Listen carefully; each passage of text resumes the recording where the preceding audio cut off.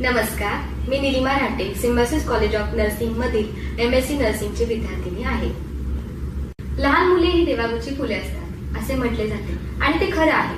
घरात लहान मूल जन्माला आलं की आपला आनंद द्विगुणित होतो. पण जर का मूल आजारी पडलं तर मात्र घरच्यांची काळजी वाढू लागते. लहान मुलांचे आरोग्य सुदृढ राखणे आवश्यक आहे. त्यांची वाढ व आरोग्य याचा सर्वांगीण विकास होणे गरजेचे आहे. नव्याने माता पिता झालेल्या पालकांना मुलांमधील किरकोळ आजारांबद्दल माहिती ही अल्प प्रमाणात असते. त्यामुळे पालकांचे ज्ञान वाढवण्यासाठी व किरकोळ आजारांचे व्यवस्थापन कसे करावे याबद्दल माहिती या व्हिडिओमध्ये सांगणार आहोत. त्यासाठी आज आपल्यासोबत बालरोग तज्ञ डॉक्टर नितीन लिंगायत उपस्थित आहेत. डॉक्टर नितीन हे 14 वर्षापासून बालरोग तज्ञ व नवजात शिशु तज्ञ म्हणून कार्यरत आहेत. तर सर, आपल्या या मुलाखतीमध्ये आपले स्वागत आहे. या व्हिडिओमध्ये आपण लहान मुलांचे म्हणजेच 0 ते 1 वर्ष वयोगटातील लहान मुलांचे किरकोळ आजार व त्या संबंधित घरगुती व्यवस्थापन कसे करावे याबद्दल चर्चा करणार आहोत. किरकोळ आजार म्हणजेच ताप, सर्दी व खोकला, लहान मुलांमधील अतिसार, त्वचा संसर्ग व डायपर रॅश, तसेच लहान मुलांमध्ये होणाऱ्या उलटीवरती उपचार कसे करावे याबद्दल चर्चा करणार आहोत.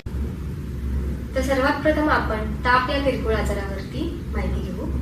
तर गावाकडील लोकांना त्याचप्रमाणे नव्याने मातापिता झालेल्या पालकांना ताप म्हणजे काय, ताप कसा ओळखावा, तापाची चिन्ह लक्षणे काय याच्याबद्दल माहिती नसतं.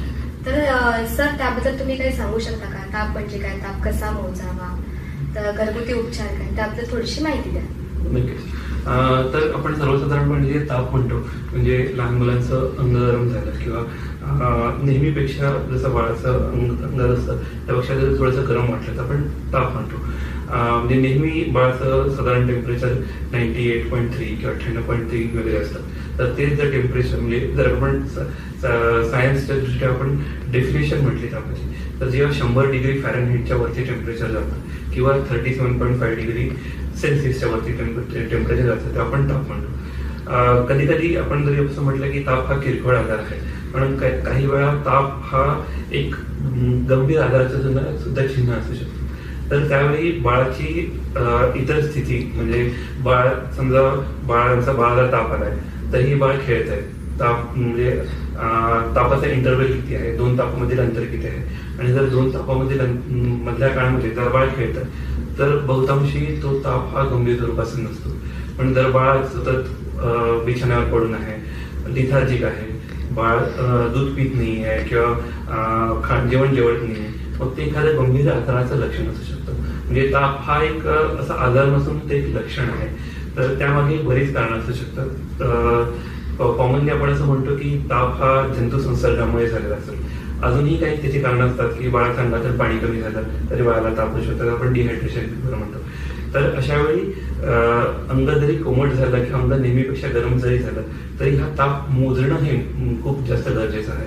तर ताप मोजण्याचे 2-3 म्हणजे प्रकार आहेत. तर एक आपण कॉमनली आपण थर्मामीटर यूज करतो. थर्मामीटर पूर्वीच्या काळी जे मर्क्युरीचे थर्मामीटर यायचे त्याच्याने ताप हे करणं थोडंसं अवघड जायचं, पण आता सध्या डिजिटल थर्मामीटर्स यूज करतात. कुठल्याही इमेजच्या शॉपमध्ये कुठल्याही याच्यामध्ये ते थर्मामीटर आपल्याला मिळतात. तर ते काखेमध्ये पकडणं म्हणजे सर्वात योग्य पद्धत जी आहे ती काखेमध्ये पकडणं. साधारण 2 मिनिटापर्यंत ते पकडावं लागतं आणि 2 मिनिटानंतर तो अलार्म वाजतो आणि त्यामुळे ते टेम्परेचर हे करणं सोपं आहे. पण कधी कधी काय होतं की ही जी छोटी बाळं असतात ते असं 2 मिनिट आपल्याला पकडूही देत नाही. मग त्यावेळी जर सर्वसाधारणपणे बाळ चिडचिड करतायत, बाळाचं अंग गरम वाटतंय, तर आपण बाळाचं अंग पुसून घेऊ शकतो. तर घरगुती उपचारामध्ये सर्वप्रथम आपण बाळाचं अंग पुसून घेणं. तर जे रिकमेंडेड आहे, जे प्रोटोकॉल्स आहेत त्यानुसार की थंड पाण्याने पुसणं म्हणजे आपलं जे नॉर्मल टॅप वॉटर हे नळाचं पाणी आहे त्याच्याने पुसणं हे म्हणजे सायन्सनी किंवा डॉक्टरांनी सल्ला असं दिलेला असतो. पण कधी कधी ही बाळं जे असतात ती आपल्याला थंड पाण्याने पुसून देत नाही. मग सर्वप्रथम जेव्हा आपण ताप येईल तेव्हा कोमट पाण्याने पूर्ण अंग पुसून घ्यायचं. बाळाचे कपडे काढायचे, फॅन लावू शकता तुम्ही किंवा दरवाजे खिडक्या उघडायच्या आणि अंग पूर्ण पुसून घ्यायचं. आणि दुसरी सगळ्यात महत्वाची गोष्ट म्हणजे बाळाला सतत हायड्रेट करत राहायचं, सतत पाणी देत राहायचं. ही बाळं मोस्टली 0 ते 1 वयोगटातली अंगावरती दूध पितात, सतत फिडिंग देत राहायचं आणि पाणी पाजत राहायचं. अशा वेळी बऱ्याच बाळांना जेवण कमी करतात, खात नाही, मग त्यावेळी ऍटलिस्ट लिक्विड डाएटवरती म्हणजे पाणी, ORS असतं घरी किंवा कधी कधी कुठल्याही प्रकारचं सरबत, असे लिक्विड्स जास्तीत जास्त द्यायचे, म्हणजे हा ताप कमी होतो. धोक्याचे चिन्ह म्हणजे जेव्हा जसं मी पहिल्यांदाच बोललो की बाळ जर आपल्याला ताप आहे, ताप आपण कमी केलाय कुठल्या पद्धतीने, पण बाळ खेळत आहे, खाणं पिणं व्यवस्थित आहे, तर अशा प्रकारचे हे गंभीर ताप बहुधा नसतो. पण जर ताप बाळ गळून पडलंय, खाणं खात नाहीये, लघवी कमी झाले, तर हे एखाद्या गंभीर आजाराचं लक्षण असू शकतं. मग अशा वेळी आपण डॉक्टरांच्या सल्ल्याने पॅरासिटामॉलचं औषध देऊ शकतो, जे वजनानुसार त्याचा जो डोस आहे तो चेंज होऊ शकतो. तर अशा वेळी डॉक्टरांच्या सल्ल्याने करा किंवा डॉक्टरांनी प्रत्यक्षात दाखवून आपण फिजिकल एक्झामिनेशन करणं हा सल्ला पण देऊ शकतो. तर अशा प्रकारे आता आपण ताप आणि तापामध्ये कशी काळजी घेतली जाते हे आपण जाणून घेतलेलं आहे. तर नंतर आपण पाहूया लहान मुलांमधील अतिसार. हा एक कॉमन आणि महत्वाचा आजार समजला जातो आणि हे मोस्टली भरपूर मुलांमध्ये हा होतो. तर सर तुम्ही आम्हाला त्याच्याबद्दल काही सांगू शकाल? नक्कीच. जर हा अतिसार म्हणजे आपण त्याला कॉमन भाषेमध्ये किंवा गावामध्ये किंवा सगळेजण डायरिया असं म्हणतात किंवा काही जण गॅस्ट्रो असं पण संबोधतात त्याला.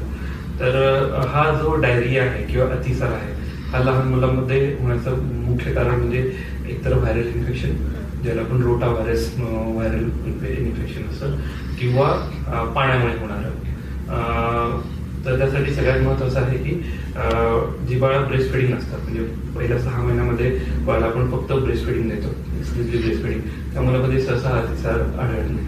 6 महिन्यानंतर जेव्हा आपण नवीन गोष्टी चालू करतो, ज्याला आपण लिव्हिंग म्हणतो किंवा कॉम्प्लिमेंटरी फूड म्हणतो, तेव्हा हे अतिसार हा होण्याचे चान्सेस असतात. तर यामध्ये नॉर्मली बाळाला 3 ते 4 वेळा म्हणजे मध्यम स्वरूपाचे मोशन्स होणं किंवा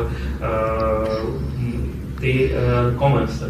पण जर हे 4 किंवा त्याच्यापेक्षा जास्त वेळा जर मोशन्स होत असतील आणि त्या अगदी पाण्यासारखे आहेत, तर त्या कंडिशनला आपण अतिसार किंवा डायरिया असं म्हणतो, म्हणजे डेफिनेशन झाले त्याचे.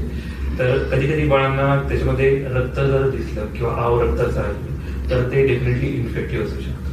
तर यासाठी मुख्य जे आपल्याला करण्याची गरज असते तर ते की बाळाचं पाण्याची स्थिती म्हणजे हायड्रेशन व्यवस्थित ठेवणं. तर त्यासाठी सगळ्यात मुख्य उपचार म्हणजे फिडिंग चालू ठेवणं. ORS हे आपण देऊ शकतो. म्हणजे गव्हर्नमेंटचं मागच्या 1-2 वर्षापूर्वी गव्हर्नमेंटने जे वर्ल्ड हेल्थ ऑर्गनायझेशनचं ब्रीदवाक्य होतं ते होतं की ORS आणि झिंक. ORS आणि झिंक हे 2 त्याच्यावरती कॉमन उपचार आहेत. ORS घरगुती आपण घरी आपण ठेवू शकतो किंवा घरगुती उपचारामध्ये जर बाळ ORS घेत नाहीये किंवा ORS उपलब्ध नाहीये आपल्याकडे, तर आपण मीठ साखरेचं पाणी देऊ शकतो.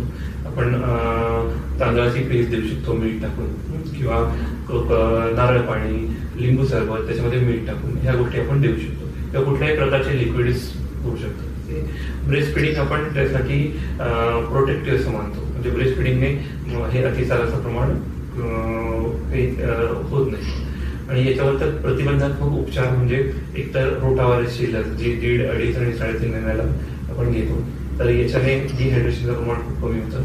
दुसरी महत्वाची गोष्ट म्हणजे आपण जे पण बाळाला काही खायला देतो 6 महिन्यानंतर वरच्या गोष्टी वरचे फूड सुरू करतो, तर त्यासाठी स्वच्छ हात धुणे, भांडे जे आहेत ते खूप स्वच्छता ठेवणे, आणि बाळाची जी साधारण कॉमन बाळाची जी सवय असते की कुठली पण गोष्ट तोंडात टाकणे, कारण बाळाला दात येत असतात, तर त्यामुळे त्याच्याने इन्फेक्शन होण्याचे चान्सेस असतात. तर त्या आजूबाजूच्या गोष्टी स्वच्छ ठेवणे म्हणजे स्वच्छता ठेवणे आणि बाळाचं हायड्रेशन हा घरगुती उपचार आहे.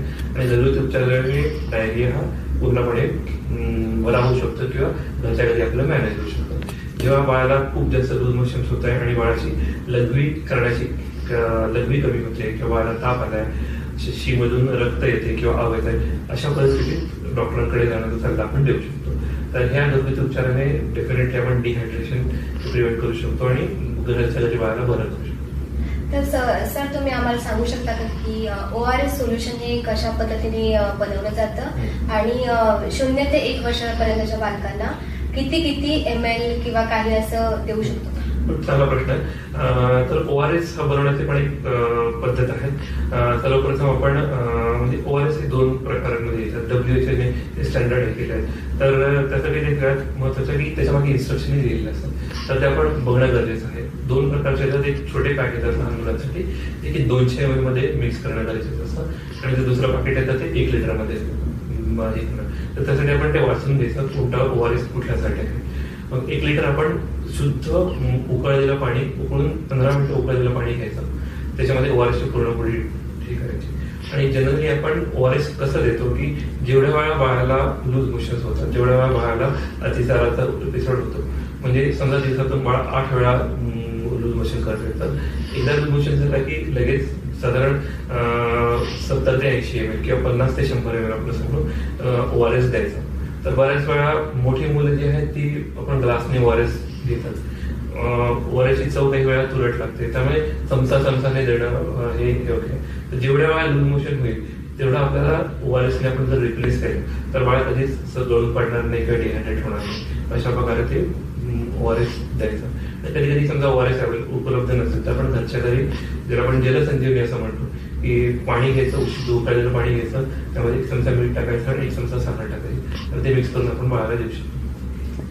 आणि ORS हे आपण 0 ते 6 महिन्याच्या बालकांना देऊ शकतो का? हा, नक्कीच देऊ शकतो आपण ORS 0 ते, पण बऱ्याच वेळा त्या बाळांसाठी ब्रेस्ट फिडिंग हे सफिशियंट असतं, कारण त्या बाळांना इन्फेक्शन होण्याचे चान्सेस खूप कमी असतात. आणि ब्रेस्ट फिडिंग त्या वयोगटामध्ये बऱ्याच मातांना जो पुरवठा असतो तो योग्य स्वरूपात असतो, त्यामुळे शक्यतो देण्याची गरज पडत नाही.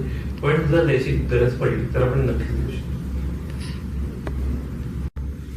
अशा प्रकारे आता आपण लहान मुलांमधील अतिसार व त्याचे व्यवस्थापन कसे करावे याबद्दल सरांनी आपल्याला खूप चांगलं मार्गदर्शन केलेलं आहे. आता आपण पाहूया लहान मुलांमध्ये सर्दी, खोकला आणि उलटी हे कॉमन गोष्ट झालेली आहे आणि खूप जणांना असं होतं.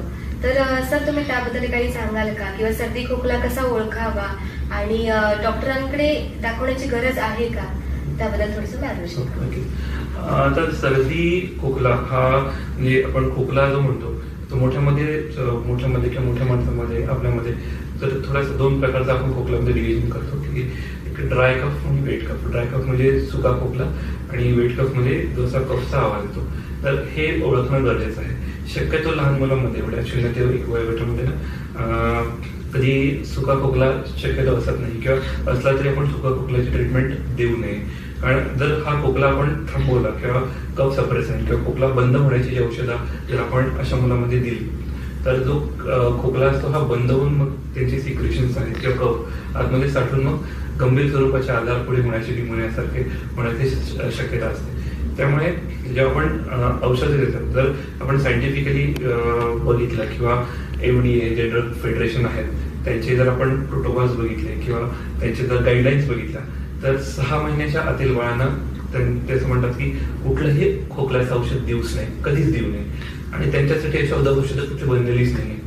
तर मग अशा मुलांमध्ये आपण शक्यतो खोकल्याची औषधं किंवा सर्दीची औषधं देणं टाळतो. एकदम जी लहान मुलं असतात म्हणजे आपण त्याला आपण डिवाइड करू 0 ते 3 वयोगटातली, 3 ते 6 आणि 6 ते 1 वर्ष. तर 0 ते 3 वयोगटातली जी मुलं असतात त्यांना आपण शक्यतो सर्दी खोकल्याचं कुठलंच औषध कधीच देऊ नये. तर फक्त नेझल ड्रॉप्स किंवा ते सुद्धा सलाईनचे ड्रॉप्स किंवा कधी कधी फक्त नॉर्मल सलाईनची वाफ किंवा आपल्या स्टीम्स आपण म्हणतो तेवढेच त्याच्यावरती उपचार असतात. त्याच्या व्यतिरिक्त उपचार आपण काही देत नाही. 3 ते 6 वयोगटात किंवा 3 महिन्यानंतरच्या बाळांना आपण थोड्याफार प्रमाणावरती खोकल्याची औषधं देऊ शकतो, जी फक्त मदत करतात की काही खोकला किंवा सिक्रेशन्स आहेत ती बाहेर काढायला. तर हे असं ओळखायचं कसं की किंवा त्याची सिव्हिअरिटी कशी ओळखायची. बऱ्याच वेळा कसं होतं की लहान मुलांमध्ये म्हणजे मोठ्या माणसांमुळे सर्दी खोकल्याचे आजार असतात, कारण लहान मुलं कुठे स्कूलमध्ये जात नाही किंवा शक्यतो बाहेरही कुठे जात नाही. त्या मोठ्या माणसांमध्ये जेव्हा होतं तेव्हा लहान मुलांना ते सर्दी खोकला होतं. तर अशा वेळी मोठ्या माणसाने काळजी घेणं, गुळण्या करणं किंवा वाफ घेणं किंवा मास्क वापरणं याच्याने बाळांना आपण सर्दी खोकला होण्यापासून टाळता येऊ शकतं.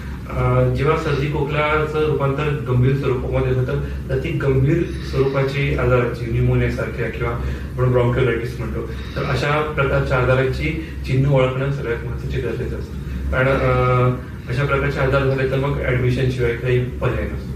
मग जेव्हा बाळाचं फिडिंग कमी होतं, खोकला सर्दी खोकला आहे आणि बाळा दूध घ्यायचं कमी करतं, किंवा जेव्हा छाती उलटी आपण म्हणतो, किंवा असं खूप जोर जोरात बाळ श्वास घेतात, अशा वेळी नक्कीच डॉक्टरांकडे जाऊन सल्ला घेणं, गरज पडेल तेव्हा वाफ घेणं, हेच फक्त त्याच्यावरती उपचार असतात. आणि कधी कधी जर ह्या सर्दी खोकल्यासोबत ताप किंवा अशा गोष्टी असेल तर नक्कीच डॉक्टरांकडे जाऊन त्याला चेक करायला. शक्यतो सर्दी खोकल्यासाठी जी औषधं असतात ती घरच्या घरी घेऊन येत असा सल्ला मी देईल. शून्याच्या 3 वयोगटामध्ये कुठली औषधं बदलेलीच नाही, की औषधं देऊच नाही. आणि त्यानंतरच्या बाळाला जर औषधं देण्याची गरज पडेल तेव्हा डॉक्टरांच्या सल्ल्याने औषधं द्यावी. घरगुती उपचार याच्यावरती फार कमी आहेत, पण आपण डेफिनेटली करू शकतो की वाफ देणं घरच्या घरी, थोडंसं काही वेळा कोमट किंवा काहीतरी खायला काढणं की ज्याने घशाला थोडंसं सुधी होईल. जेव्हा नाक ब्लॉक असेल तेव्हा नाकामध्ये ड्रॉप टाकणं किंवा नाक वेळच्या वेळी क्लीन करणं, ह्या गोष्टींनी आपण हे करू शकतो. आणि अजून एक महत्वाची गोष्ट की या सर्दी खोकल्यासाठी, गंभीर स्वरूपाच्या सर्दी खोकल्यासाठी काही वॅक्सिन्स आहेत जे आता गव्हर्नमेंट आपली फ्री देते. PCV वॅक्सिन्स आहेत, दीड महिने, अडीच महिने, 3.5 महिन्याला ती दिली तर गंभीर स्वरूपाचे आजार. शिवाय काही औषधं जी गव्हर्नमेंटमध्ये नाही मिळत, वॅक्सिन्स, फ्लू सारखे वॅक्सिन्स, हे जर आपण दिले तर बाळाला पण नक्कीच गंभीर स्वरूपाच्या आजारापासून रोखू शकतो. तसेच आपण जाणून घेऊया की लहान मुलं उलटी का करतात आणि त्यांचं व्यवस्थापन कसं करता येईल, त्याबद्दल सर तुम्ही थोडंसं मार्गदर्शन करा. तर उलटी संदर्भात मी असंच म्हणेन की जी म्हणजे आपण कधी कधी उलटी हा नॉर्मल पार्टी असू शकतो. कारण जेव्हा बाळ 1 महिन्याचा, 1.5 महिन्याचा, 2 महिन्याचा या काळामध्ये उलटी होण्याचं प्रमाण खूप जास्त असतं. याचं कारण असतं की पोटात होणारे गॅस, म्हणजे यावेळी काय होतं, साधारण 1 महिन्याच्या आसपास बाळाची फिडिंग घेण्याची क्षमता खूप वाढते. बाळ खूप जास्त प्रमाणात फीड येतं आणि त्या फीडसोबत बऱ्याच वेळा जी बाहेरची हवाई आहे, जास्त करतं बाळ, त्या फीडसोबत बरीचशी हवाई पोटात जाते. त्यामुळे खूप गॅस फॉर्म होतात आणि त्यामुळे बरीचशी बाळ उलटी करतात. कधी कधी ही उलटी थोड्याशा स्वरूपात असते, दह्यासारखी असते, किंवा कधी कधी थोडंसं दूध बाहेर काढतात. ही प्रकारची जी उलटी आहे किंवा आपण ज्याला इंग्लिशमध्ये रिगर्जिटेशन म्हणतो, तर हा एकदम कॉमन पार्ट आहे. मग यासाठी कुठल्याही प्रकारचे उपचारांची कधी गरज नसते. याच्यावरती उपचार एकच, म्हणजे जेव्हा आपण बाळाला फिडिंग करू तेव्हा प्रॉपर बर्पिंग आपण त्याला म्हणतो, बाळाची ढेकर काढणं म्हणतो. तर बरेचसे माता पिता काय करतात की बाळाने ढेकर दिला किंवा बाळाने बर्प केलं ते लगेच खाली ठेवून जातात. पण त्यावेळी असं पूर्ण गॅस बाहेर निघालेला नसतो. तर 10 ते 15 मिनिटं व्यवस्थित बर्पिंग करणं गरजेचं आहे, अगदी जरी बाळाला ढेकर दिला तरी सुद्धा. त्यामुळे हे बर्पिंग ह्या प्रकारचे एपिसोड्स आहेत किंवा अशा प्रकारची जी उलटी आहे किंवा आपण रिगर्जिटेशन म्हणून, उलटी म्हणून, तर ह्या प्रकारचे प्रकार टाळता येऊ शकतात. तर यासाठी कुठल्याही प्रकारच्या उपचारांची गरज नसते. जसे बाळ मोठी होतात त्यांना माउथिंग रिफ्लेक्स म्हणतो, किंवा हातात तोंडात बोटं करायला लागतात, तर त्यावेळी त्या कारणामुळे उलटी होऊ शकते. त्यानंतर जेव्हा जशी अजून मोठी होतात, 1 वर्षापर्यंतची मुलं, खाली पडलेल्या वस्तू किंवा जे काही दिसेल ते तोंडात टाकणं, तर तो एक प्रकार असू शकतो. म्हणजे हा प्रकारची उलटी जी असेल ती नॉर्मल वाटते. पण बऱ्याच वेळा काय होतं की गंभीर आजार, म्हणजे आपण तापाबद्दल बघितलं, डायरियाबद्दल बघितलं, तर जेव्हा इन्फेक्टिव्ह डायरिया असतो किंवा कुठल्याच प्रकारच्या इन्फेक्शनमुळे जो अतिसार होतो, तर त्याची सुरुवात बऱ्याच वेळा उलटीने होते. बाळाला उलटीने सुरुवात होते, मग थोडाफार प्रमाणात ताप येतो आणि मग लूज मोशन सुरू होतं. असा ही जर सायकल असेल तर त्यावेळी आपण ते गॅस्ट्रोचे इन्फेक्शन किंवा इन्फेक्टिव्ह डायरिया आहे असं म्हणू शकतो. त्याला आपण गॅस्ट्रोएंटरायटिस म्हणू शकतो. तर गॅस्ट्रोएंटरायटिसचा हा एक पार्ट असू शकतो. कधी कधी काही सर्जिकल कंडिशन्स पण उलटीसाठी कारणीभूत असतात. म्हणजे आपण कंजेनायटल हायपरट्रोफिक पायलोरी स्टेनोसिस ही एक कंडिशन आहे, त्याच्यामुळे 1-1.5 महिन्याचा बाळ, 2 महिन्याला बाळ प्रेझेंट होतं. त्याच्यामध्ये बाळ प्रत्येक फिडिंग नंतर उलटी करतं. अशा वेळी जर बाळाला उलटी होते, बाळाचं वजन कमी होतंय किंवा वजन वाढत नाहीये, तर ह्या कंडिशनमध्ये आपण डॉक्टरला दाखवणं किंवा त्याच्यावरती उपचार घेणं गरजेचं असतं. जर बाळ थोडाफार प्रमाणात उलटी करतोय, बाळ खस्त खेळतंय, बाळाला बाकी काही प्रॉब्लेम नाहीये, तर अशा वेळी उलटी आपण म्हणजे उपचार करण्याची बऱ्याच वेळा गरज पडत नाही. तर अशा प्रकारचे हे झालं उलटीबद्दल. तर उलटी ही ह्या वयामध्ये उलटी कधी कधी नॉर्मल ही प्रकार असू शकतो. बऱ्याच वेळा बाळ 1-2 वेळा, काही वेळा बाळाला टेस्ट आवडत नाही, हे पण एक कारण असू शकतं. तर अशी उलटी नॉर्मली असू शकते आणि ही उलटी जर तापाशी निगडीत असेल किंवा लूज मोशनशी निगडीत असेल किंवा दुसरे काही कंडिशन आहे, बाळाची वाढ नीट होत नाहीये, असं वजन वाढत नाहीये, बाळाची ग्रोथ होत नाहीये, बाळ फीड घेत नाहीये किंवा प्रत्येक कडीनंतर उलटी करतात, अशा वेळी ही आपण सिरियस कंडिशन समजून त्याच्यावरती उपचार घेणं गरजेचं आहे. अदरवाईज उलटीसाठी ओंडे वगैरे असे औषधं बऱ्याच वेळा घरात अवेलेबल असतात, एखाद्या त्या डोसने होऊ शकतं. कधी कधी बाळांना आपण औषध देतो कुठल्या प्रकारचं आणि ते लगेच उलटी करून टाकू शकतो, म्हणजे अशी कारणं असू शकतात. तर हे दोन्ही प्रकारचं उलटीचं हे आहे. खूप छान प्रकारे सरांनी आपल्याला माहिती सांगितली आहे.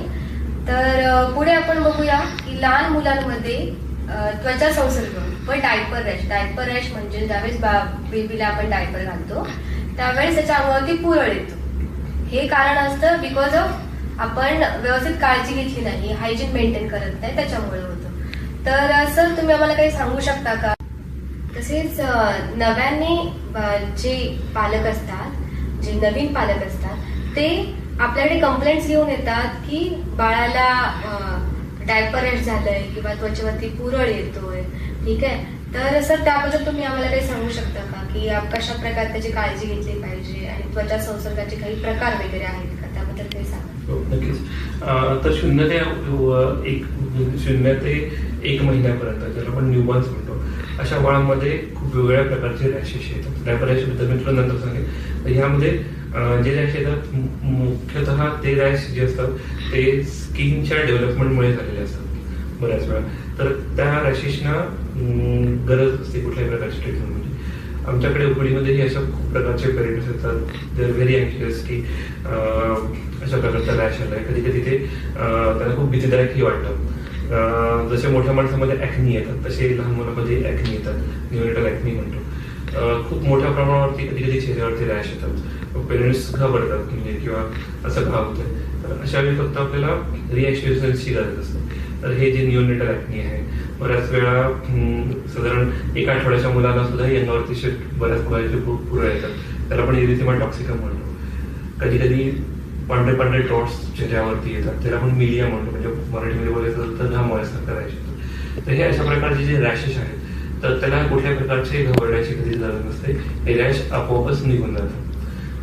थोड्याशा मोठ्या मुलांमध्ये म्हणजे 6 महिन्याच्या 7 महिन्याच्या मुलांमध्ये चेहऱ्यावरती असे व्हाईट डाग येतात, त्याला ते एक प्रकारचं फंगल इन्फेक्शन असतं आणि ते सेल्फ लिमिटिंग आहे, म्हणजे स्वतःच आपलं निघून जातं. हे बरेचसे जे रॅश असतात तर ते रॅश हे आपोआप येतात आणि आपोआपच निघून जातात. बऱ्याच मुलांची जी स्किन असते, म्हणजे लहान मुलांची जी त्वचा आहे ही आपल्यापेक्षा 40 पटीने जास्त कोमल असते आणि त्यामुळे कुठल्याही प्रकारची ॲलर्जी किंवा कुठल्याही प्रकारचा त्वचेवरती जो होणारा परिणाम आहे फारच्या वातावरणाचा, थंड वातावरणाचा, कधी कधी थंड वातावरणाने ड्राय पडणं हे खूप कॉमन आहे.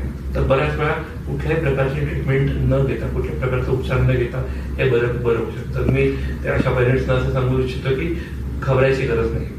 कुठल्या रॅशेसना आपल्याला घाबरावं लागतं किंवा कुठल्या रॅशेसना आपल्याला थोडंसं काळजी करावी लागते ते म्हणजे कुठलाही रॅश हा जर तापासोबत असेल, तापाच्या अगोदर म्हणजे फॉर एक्झाम्पल मिझल्स, जो गोवरचा रॅश आहे हा तापानंतर 3ऱ्या ते 4थ्या दिवशी येतो. असे प्रत्येक प्रकारचे जे रॅशेस आहेत म्हणजे फिवर असोसिएटेड त्याला व्हायरल एक्झाम आपण समजतो. तर ह्या रॅशेस जर असतील तर कुठलाही हा रॅश तापासोबत असेल, तापाशी निगडीत असेल तर हा रॅश आपण सिरियस समजावा आणि ह्या रॅशसाठी आपण ट्रीटमेंट घ्यावी. कधी कधी स्किन स्पेशलिस्टलाही दाखवायची गरज पडते. दुसरी एक महत्वाची गोष्ट आहे की जसं तुम्ही हे केलं की डायपर रॅश. तर हा डायपर रॅश म्हणजे बऱ्याच वेळा गावामध्ये जी प्रथा आहे की डायपर न वापरणं ही खूप चांगली प्रथा आहे. शहरामध्ये आजकालच्या सारखे कपडे धुवायला लागतात म्हणून लोक डायपर वापरतात. तर ह्या डायपरमुळे डेफिनेटली रॅश होऊ शकतो. कितीही चांगल्या क्वालिटीचे आपण डायपर वापरले तरी रॅश होण्याचे चान्सेस असतात. स्पेशली ज्या लहान मुलांमध्ये अतिसार होतो किंवा खूप जास्त प्रमाणात लूज मोशन्स होतात तेव्हा ते रॅश होऊ शकतं. तर शक्यतो रॅश डायपर न वापरणं हा त्याच्यावरती उपचार आहे.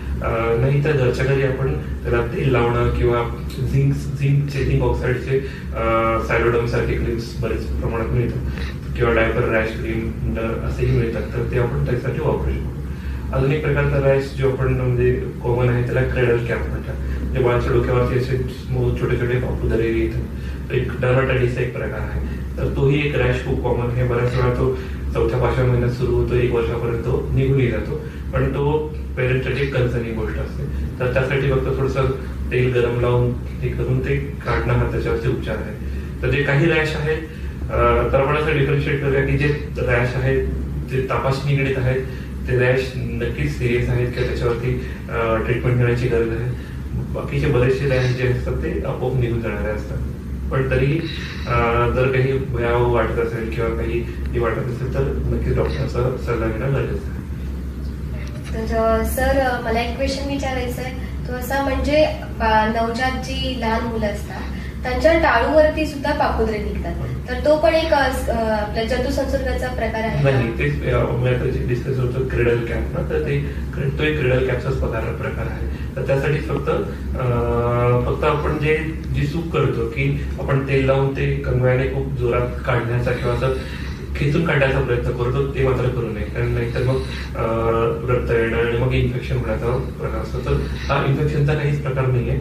हे बाळाच्या एक सेबोरेजिक ग्रंथी म्हणजे जशा आपल्या स्वेट ग्लँड्स असतात तशा दुसऱ्या प्रकारच्या सेबमच्या ग्लँड्स असतात जे थोडंसं तेल स्वरूपाचं सिक्रेट करतात. त्या ग्रंथीमुळे होणारा तो एक प्रकारचा आजार नाही म्हणणार तर एक प्रकारचा हे आहे म्हणजे रॅश आहे. तर त्याचे पापुद्रे निघतात पण तो अशी काही सिरियस कंडिशन नाहीये. फक्त थोडंसं तेल लावून ते काढणं हे फक्त काही वेळा तो निघून जाण्यासाठी खूप वेळ लागतो. त्याच्यामुळे मग पेरेंट्ससाठी ते थोडंसं जरा काळजीची गोष्ट आहे. अशा प्रकारे सरांनी आपल्याला लहान मुलांमधील किरकोळ आजार त्यामध्ये ताप, सर्दी व खोकला, लहान मुलांमधील अतिसार, त्वचा संसर्ग, डायपर रॅश आणि लहान मुलांना होणारे उलटी याबद्दल खूप चांगल्या प्रकारे मार्गदर्शन केलेले आहे. त्याबद्दल सर तुमचे खूप खूप आभार. आणि हा व्हिडिओ मोस्टली जे नवीन पालक आहेत त्यांना खूप उपयुक्त ठरणार आहे आणि त्यांनी हा व्हिडिओ जरूर पाहावा. आणि या व्हिडिओमध्ये सरांचं खूप मोलाचं मार्गदर्शन आहे आणि सरांनी खूप चांगल्या प्रकारे आपल्याला समजावून सांगितलेलं आहे. तरी हा व्हिडिओ सर्वांनी पाहावा आणि सर तुमचे पुनश्च खूप खूप आभार. धन्यवाद.